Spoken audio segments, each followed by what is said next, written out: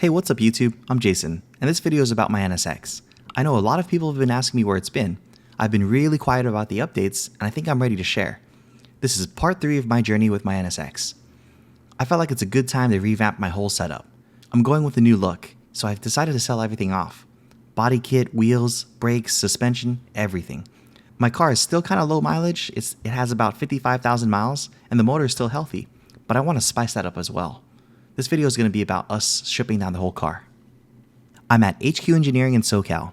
David and Ryan set me up with some space and tools to take apart the NSX. Matt, Kenny, and Brian are coming over to help out as well. I hope you all enjoy this video, but make sure you subscribe to see part 4.